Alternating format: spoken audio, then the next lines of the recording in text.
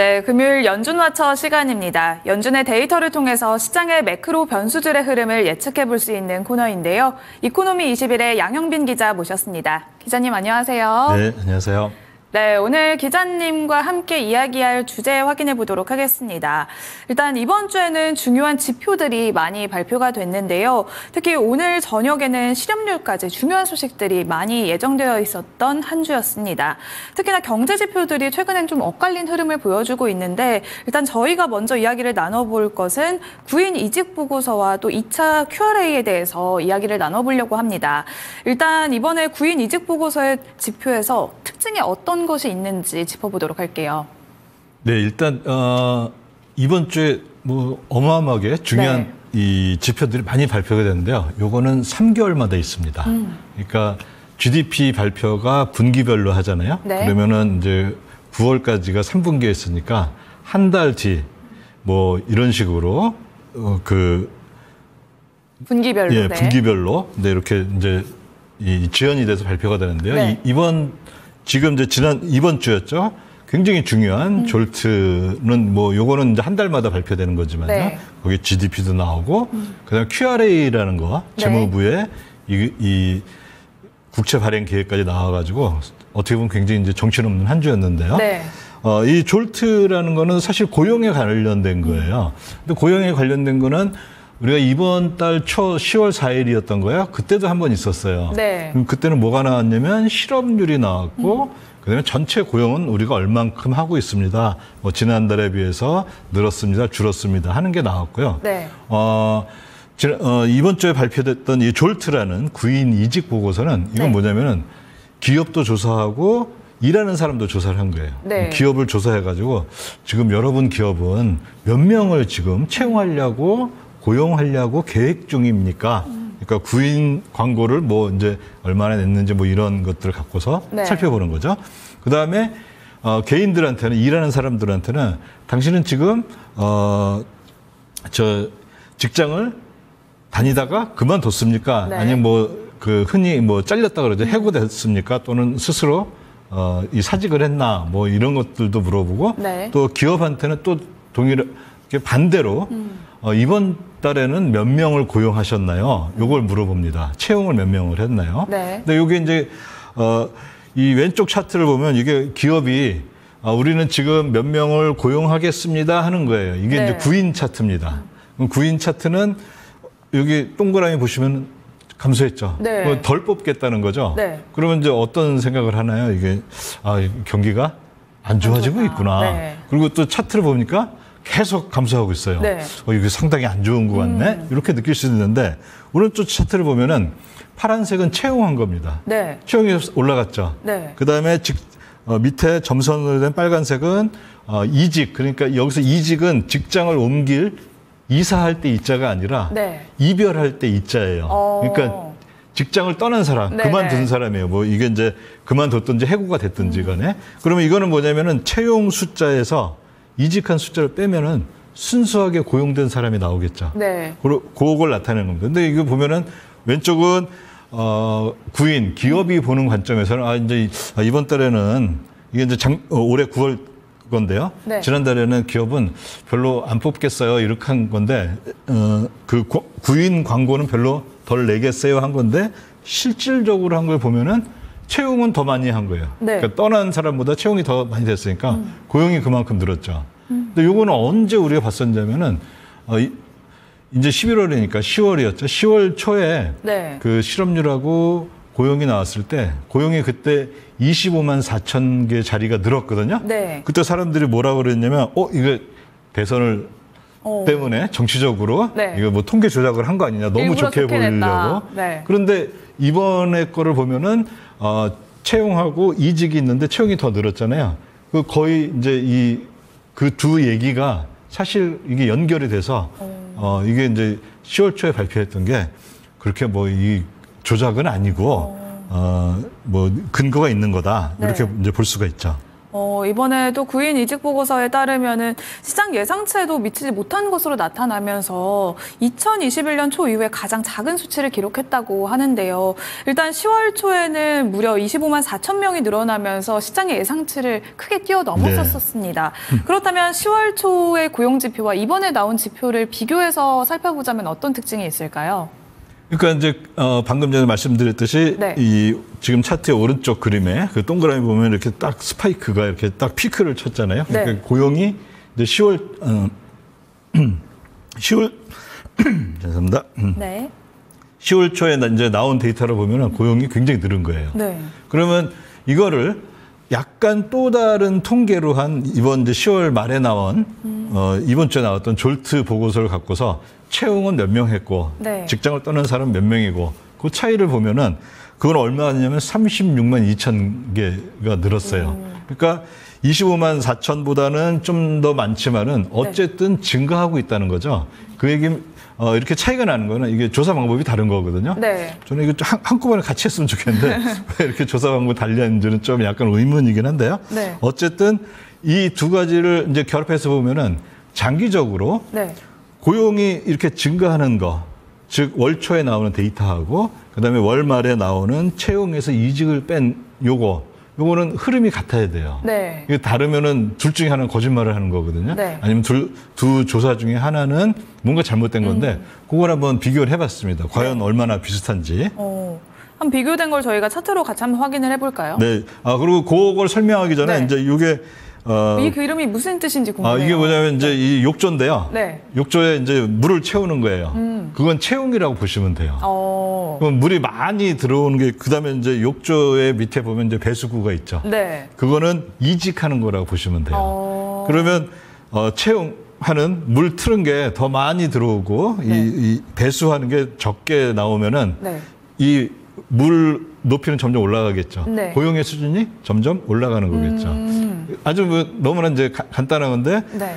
이 채용하고 이직 맨 왼쪽 끝에 있는 거고 오른쪽 밑에 있는 거는 월말에 발표하고 이 고용 수준 이거는 네. 월 초에 발표를 하는 거예요. 이렇게 그림으로 보니까 한 번에 이해가 네. 되는데요. 그래서 이게 이제 네.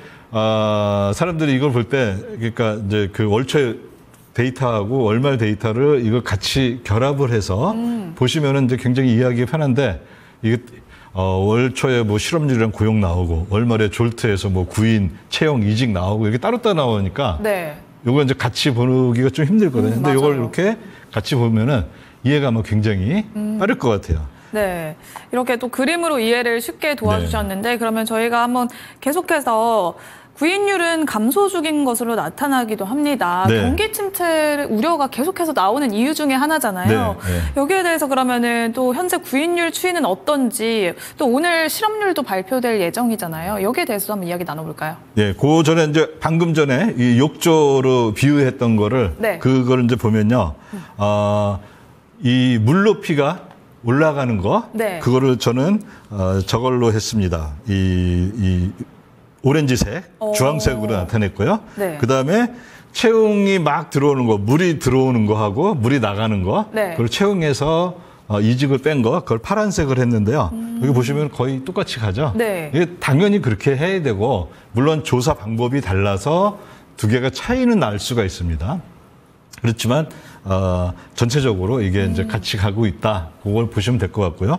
그다음에 이게 이제 중요한 게 이거는 지난달 데이터라는 거예요. 네. 지금 이제 벌써 11월 1일이 됐지만은 네. 이 데이터는 9월까지의 자료입니다. 그러니까 10월 자료는 또 한참 있다 나오겠죠. 네. 근데 오늘 이제 바로 또 10월 그 첫 번째 데이터가 나옵니다. 네, 실업률하고 고용 수준이 어떻게 되는가. 그래서 이걸 보면은 일단 이제 지난달까지는 뭐 제가 봤을 때는 둘 다 좋았어요. 그리고 실제 구인율 이제 차트를 한번 보시면요. 네. 구인율은 이제 계속 감소해서 네. 아까 맨 앞에 보여줬던 차트는 저 피크에서 이렇게 쭉 떨어지는 것만 네. 보였거든요. 근데 이거 좀 전체적으로 기간을 길게 놓고 보면은 지금은 언제냐면요. 그 코로나 직전 상황에 피크 쳤을 때보다 뭐 조금 낮은 상황이에요. 네. 그럼 이거는 우리가 어떻게 해석하는 게 좋냐면은 그냥 정상화되고 있다.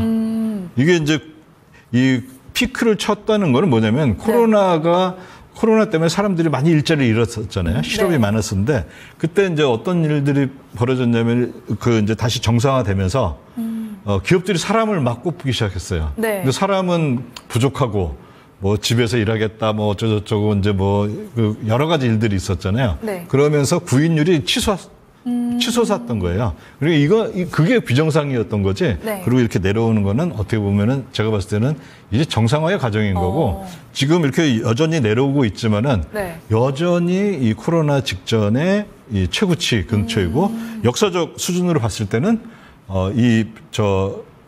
그 파란색이죠. 파란색 네. 차트를 보시면은 역사적으로는 제일 높은 수준인 거고 그다음에 오늘 이제 실업률을 보기 위해서 이번 주에 또 나온 게 이거는 매주 나오는 데이터인데요. 네. 그 실업수당 청구라는 게 있잖아요. 네. 그래서 이제 신규로 실업수당 청구를 한 게 어제 나왔는데 12,000개가 줄었어요.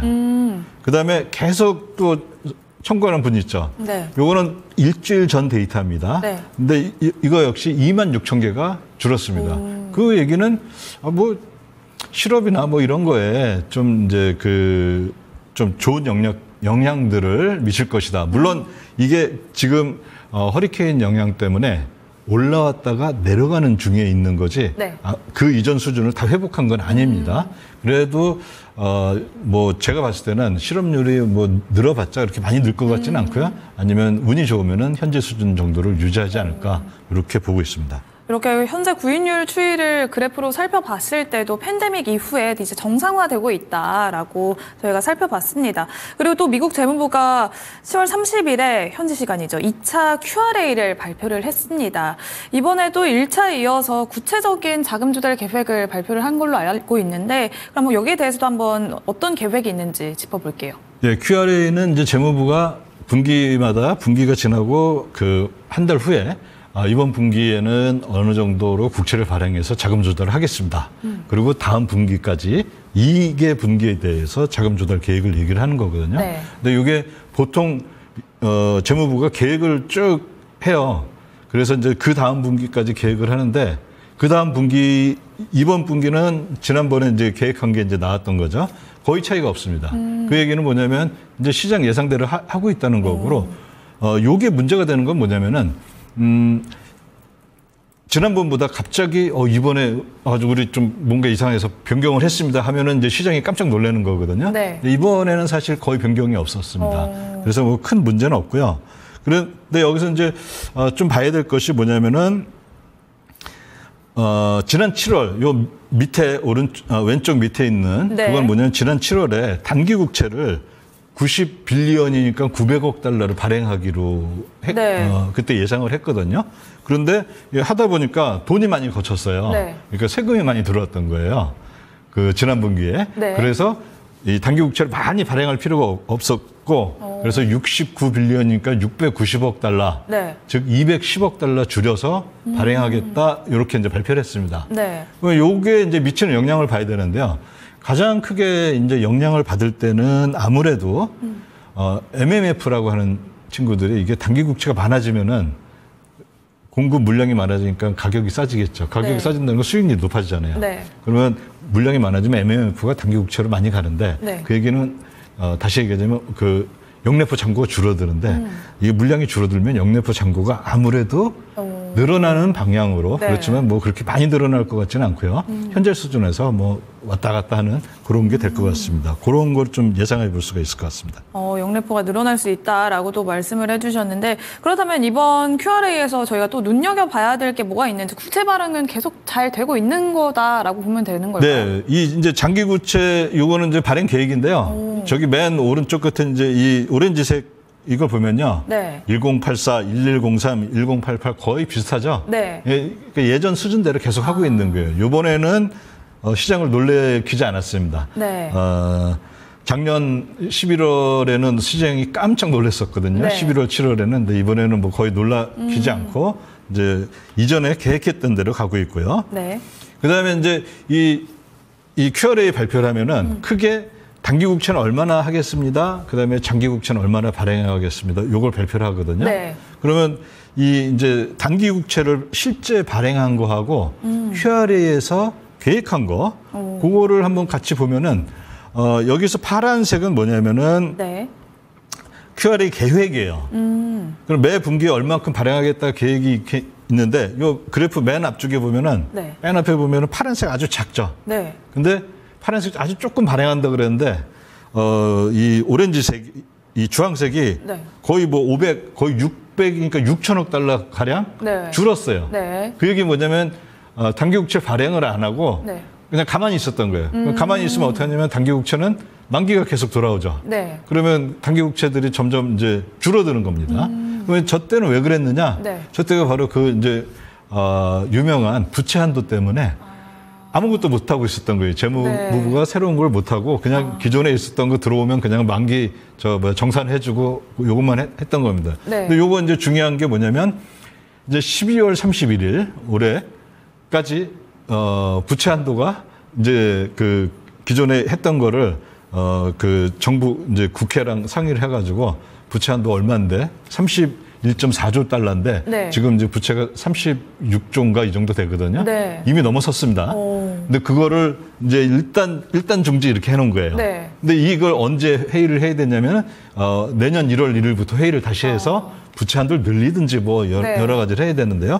이때도 또 이런 비슷한 일들이 벌어질 수가 있습니다. 그렇지 않고 평상시라면은 단기국채는 예상한 대로 보통 발행하게 됩니다.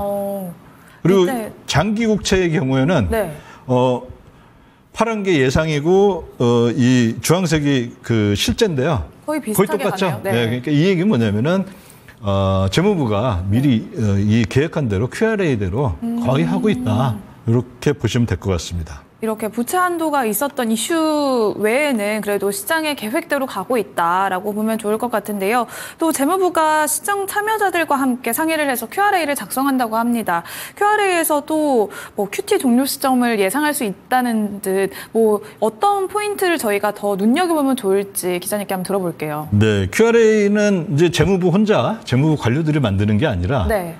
중요한 은행 그다음에 딜러, 심지어 헤지펀드까지 참여를 합니다. 네. QRA는. 그럼 거기에서 이렇게 쫙 해서 이번 분기에는 얼마 발행하는 게 좋겠습니다 하고 권고를 해요. 재무부에. 네. 그러면 재무부는 그걸 받아들여가지고 그러면은 우리는 구체적으로 뭐 2년물은 얼마쯤 발행하고 뭐 10년물은 뭐 100억 달러 발행하고 이렇게 하겠습니다 하고 다시 이 고위원회에다가 다시 제출을 합니다. 네. 그래서 이게 이제 최종적으로 나온 건데요. 그래서 이제 이 중에서도 전문 딜러의 이 영향력이 가장 크거든요. 근데 전문 딜러의 영향력은 지난 QRA 7월 거를 보면은 연준의 QT 그 중에서도 국채 부분 QT를 5,800억 달러죠. 이게 빌리언 달러니까요. 네. 24년에 이 정도 하겠다. 물론 회계연도지만요. 근데 네. 이거 계산해 보면은 거의 딱 맞았어요. 이게 이제 중위값 미디안에 있는 사람들이 그건데요.